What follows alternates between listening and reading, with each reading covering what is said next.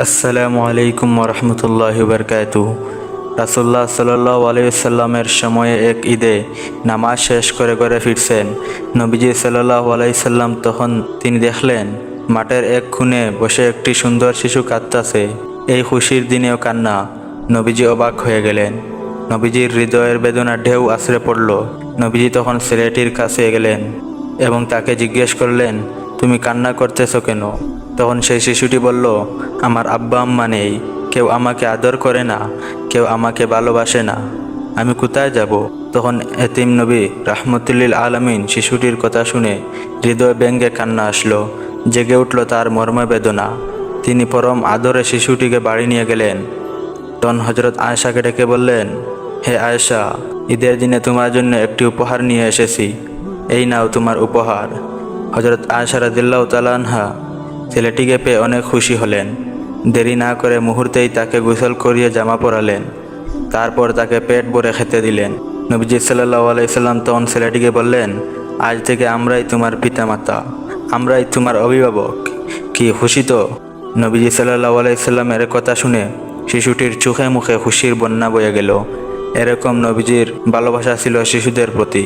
নবীজি শুধু এতিমদের প্রতি যে এমন সদয় ছিলেন, সহমর্মী ছিলেন তা নয়, তিনি তার অধীনস্থদের প্রতিও ছিলেন সদা সজাগ ও দরদী। মায়া মমতার চাদরে তাদেরকে আঁকড়ে রাখতেন। তাদের যেন কোনো কষ্ট না হয়, মনে যেন কোনো প্রকার দুঃখ না থাকে, দয়াল নবী সেদিকে সর্বক্ষণ খেয়াল রাখতেন। রাসূলুল্লাহ সাল্লাল্লাহু আলাইহি সাল্লাম এর দুজন খাদেম ছিলেন, একজন হযরত জায়েদ ও আরেকজন হযরত আনাস রাদিয়াল্লাহু তাআলা আনহু। তাদের সাথে নবীজি কখনো মনিবসুলভ আচরণ করতেন না, কড়া ভাষায় কথা বলতেন না, খারাপ ব্যবহার করতেন না, বরং আপন পরিবারের সদস্যদের মতোই তাদের সাথে ব্যবহার করতেন। একই খাবার খেতেন, একই ধরনের জীবনযাপন করতেন। কি আশ্চর্য ব্যাপার! আজকের দিনে যা কল্পনা করা যায় না। রাসূলুল্লাহ সাল্লাল্লাহু আলাইহি সাল্লাম একটি নিয়মিত পালনীয় সুন্নত হচ্ছে নতুন চাঁদ দেখা। নবীজি এর সময় নিম্নোক্ত এই দোয়াটি পড়তেন, আল্লাহুম্মা আহিল্লাহু বিল জুমনি ওয়ালা ইমানি ওয়াসসালামাতি ওয়াল ইসলামি রাব্বি ওয়া রাব্বাকাল্লাহ, যার অর্থ হচ্ছে, হে আল্লাহ, আপনি আমাদের জন্য এই চাঁদকে সৌভাগ্য ও ঈমান, শান্তি ও ইসলামের জন্য সঙ্গে উদিত করুন। আল্লাহই আমারও তোমার রব। আরও নবীজি বলেন, ঈদের দিনে তোমরা সর্বাবস্থায় এই তাকবীরটি পড়ো, আল্লাহু আকবার, আল্লাহু আকবার, লা ইলাহা ইল্লাল্লাহু, আল্লাহু আকবার, আল্লাহু আকবার, ওয়ালিল্লাহিল হামদ।